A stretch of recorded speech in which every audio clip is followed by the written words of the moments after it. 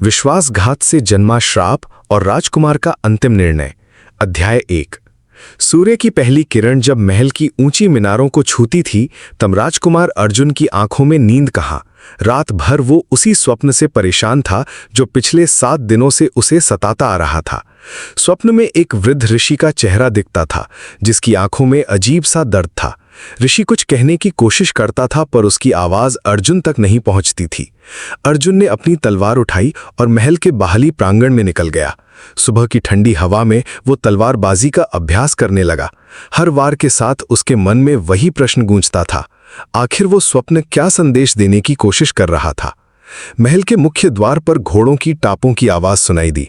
अर्जुन ने देखा कि एक बूढ़ा आदमी लड़खड़ाते कदमों से अंदर आ रहा है। उसके कपड़े फटे हुए थे और चेहरे पर गहरी चिंता की लकीरें थीं। वो सीधे अर्जुन की तरफ आया और उसके पैरों में गिर पड़ा। बूढ़े आदमी ने कांपती आवाज में कहा कि वो दूर के पहाड़ी गांव से आया है। उसका नाम गोविंद था और वो एक किसान था। गोविंद ने बताया कि उसके गांव पर एक अजीब सा श्राप पड़ा है। पिछले महीने से गांव के सभी जवान लड़के एक एक करके गायब हो रहे हैं। कोई नहीं जानता कि वो कहाँ जाते हैं, बस रात को सोते हैं और सुबह उनका बिस्तर खाली मिलता है। अर्जुन का दिल तेजी से धड़कने लगा। गोविंद का चेहरा बिल्कुल वैसा ही था जैसा उसने स्वप्न में देखा था। उसने गोविंद से पूछा कि क्या उसके गांव में कोई पुराना मंदिर या ऋषि का आश्रम है। गोविंद की आंखों में डर की चमक आई। उसने धीमी आवाज में कहा कि हाँ, गांव के पास एक पुराना शिव मंदिर है। वहां पहले ऋषि तपोदत्त रहते थे, लेकिन 5 साल पहले एक रात कुछ अजनबी लोग आए थे।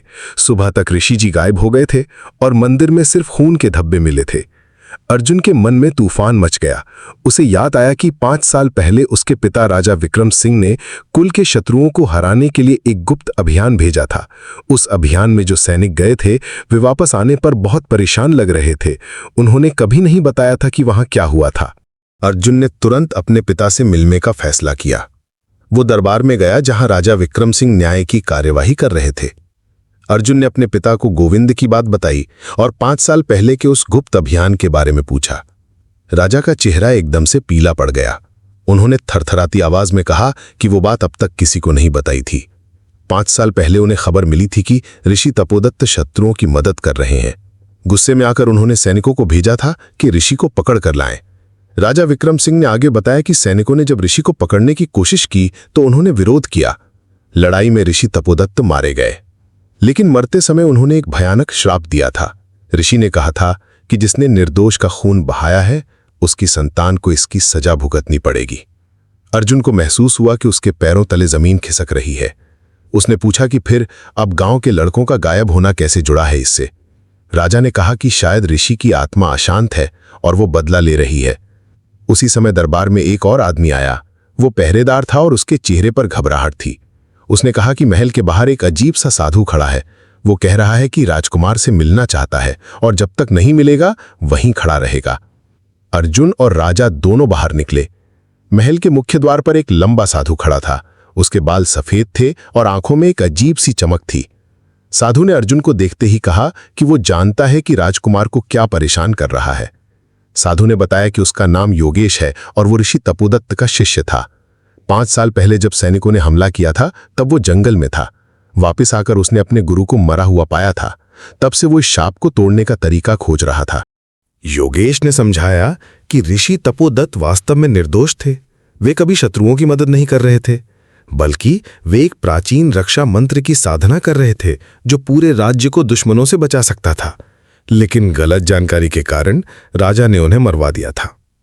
अर्जुन का गुस्सा अपने पिता पर उबल पड़ा। उसने कहा कि एक निर्दोष ऋषि की हत्या का पाप उसके सिर पर क्यों आना चाहिए। राजा विक्रम सिंह ने शर्म से सिर झुका लिया और कहा कि वे जानते हैं कि उन्होंने गलती की है।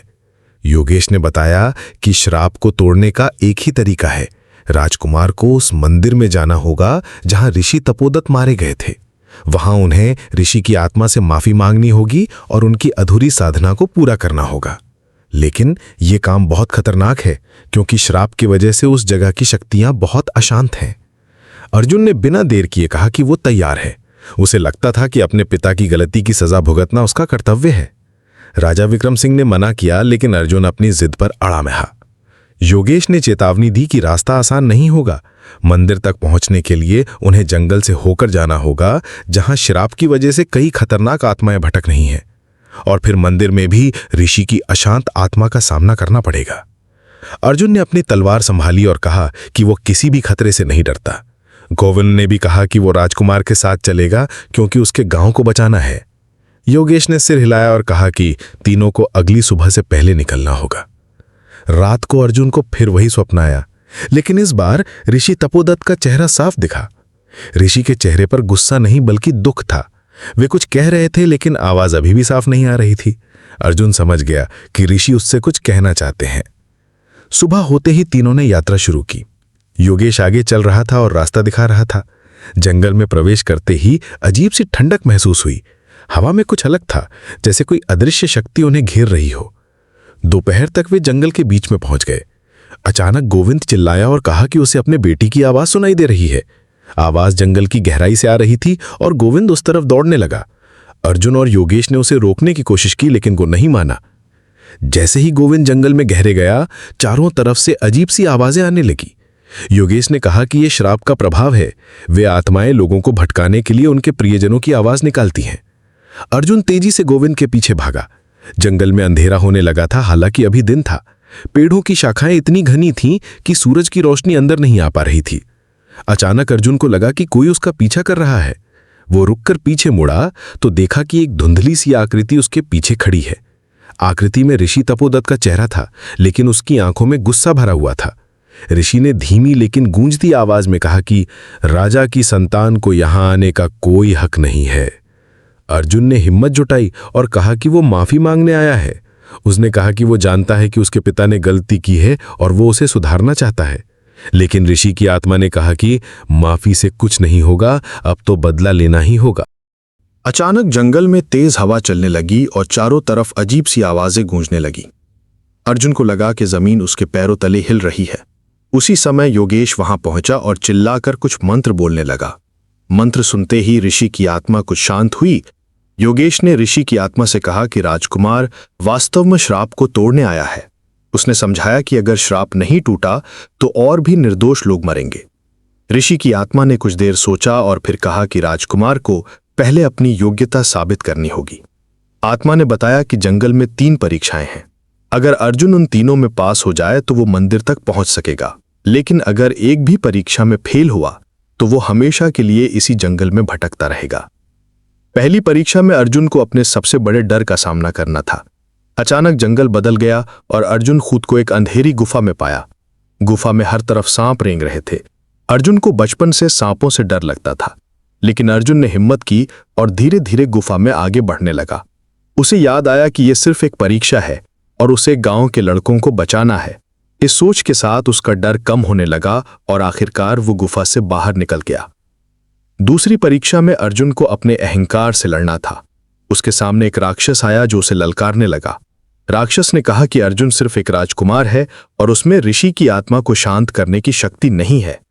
अर्जुन का पहला इरादा तलवार निकालकर राक्षस से लड़ने का था, लेकिन फिर उसे योगेश की बात याद आई कि अहंकार ही सबसे बड़ा शत्रु है। अर्जुन ने राक्षस के सामने सिर झुकाया और कहा कि वो सिर्फ एक साधारण इंसान है जो अपनी गलती सुधारने आया है। राक्षस अर्जुन की विनम्रता देखकर गायब हो गया।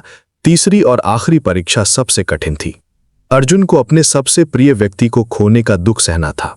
उसके सामने एक दृश्य दिखा जिसमें उसके पिता राजा विक्रम सिंह युद्ध में मारे जा रहे थे। अर्जुन का दिल टूटने लगा, लेकिन उसने खुद को समझाया कि यह भी एक परीक्षा है। उसने अपनी आंखें बंद की और मन में प्रार्थना की कि उसे शक्ति मिले। जब उसने आंखें खोलीं तो वो वापस जंगल में खड़ा हुआ था। ऋषि तपोदत्त की आत्मा अब कुछ शांत लग रही थी। उन्होंने कहा कि अर्जुन ने तीनों परीक्षाएं पास कर ली हैं। अब वो मंदिर जा सकता है, लेकिन आत्मा ने चेतावनी दी कि मंदिर में असली चुनौती का सामना करना होगा। योगेश और अर्जुन ने गोविंद को ढूंढा जो एक पेड़ के नीचे बेहोश पड़ा था।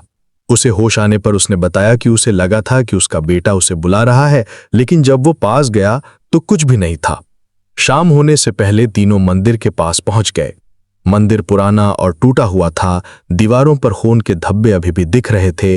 मंदिर के अंदर अंधेरा था और एक अजीब सी ठंडक महसूस हो रही थी।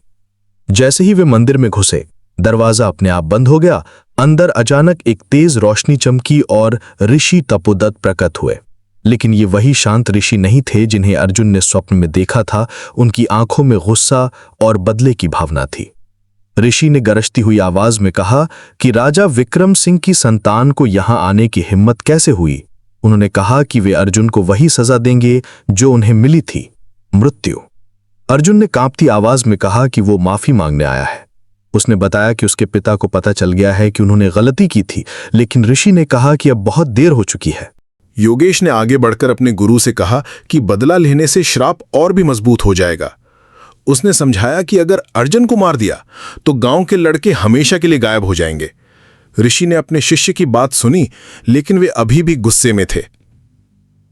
अचानक मंदिर में एक और आवाज गूंजी। यह आवाज उन लड़कों की थी जो गांव से गायब हुए थे। वे सभी मंदिर की दीवारों में कैद थे और अर्जुन से मदद मांग रहे थे। अर्जुन को समझ आया कि ऋषि का श्राप इन निर्दोष बच्चों को भी सजा दे रहा है। अर्जुन ने ऋषि से कहा कि अगर उन्हें बदला लेना ही है तो उसे मार दें, लेकिन इन बच्चों को छोड़ दे। उसने कहा कि ये बच्चे निर्दोष हैं और उन्होंने कोई गलती नहीं की है। ऋषि की आंखों में पहली बार संदेह की लहर दिखी। गोविंद ने आगे बढ़कर ऋषि से कहा कि वो उनका भक्त है और हमेशा से उनका सम्मान करता आया है। उसने कहा कि एक सच्चे ऋषि का धर्म निर्दोषों को सजा देना नहीं, बल्कि उनकी रक्षा करना है। ऋषि तपोदत्त के चेहरे पर उदासी छा गई। उन्होंने कहा कि गुस्से और दुख में उन्होंने ये नहीं सोचा था कि उनका श्राप निर्दोष लोगों को भी नुकसान पहुंचा रहा है। वे समझ गए कि बदले की भावना ने उन्हें अंधा बना दिया था। लेकिन अब समस्या ये थी कि श्राप इतना मजबूत हो चुका था कि उसे तोड़ना आसान नहीं था। ऋषि ने बताया कि श्राप को तोड़ने के लिए किसी को अपनी जान की बाजी लगानी होगी। या तो अर्जुन को अपनी जिंदगी देनी होगी या फिर ऋषि को खुद अपनी आत्मा का बलिदान करना होगा। अर्जुन और ऋषि दोनों ने एक साथ कहा कि वे तैयार हैं, लेकिन योगेश ने बीच में कहा कि एक तीसरा रास्ता भी है। अगर राजा विक्रम सिंह खुद आकर सच्चे दिल से माफी मांगे और ऋषि की अधूरी साधना को पूरा करने की कसम खाए तो श्राप टूट सकता है। ऋषि ने कहा कि राजा को यहां आने में डर लगेगा और वे कभी नहीं आएंगे, लेकिन अर्जुन ने कहा कि वो अपने पिता को लेकर आएगा। उसने कहा कि अगर उसके पिता में थोड़ी भी इज्जत बची है तो वे जरूर आएंगे। लेकिन क्या राजा विक्रम सिंह वास्तव में अपनी गलती मानकर माफी मांगने आएंगे? क्या ऋषि तपोदत्त की अशांत आत्मा शांत हो पाएगी? और क्या गांव के गायब लड़कों को बचाया जा सकेगा? उत्तर मिलेगा दूसरे अध्याय में।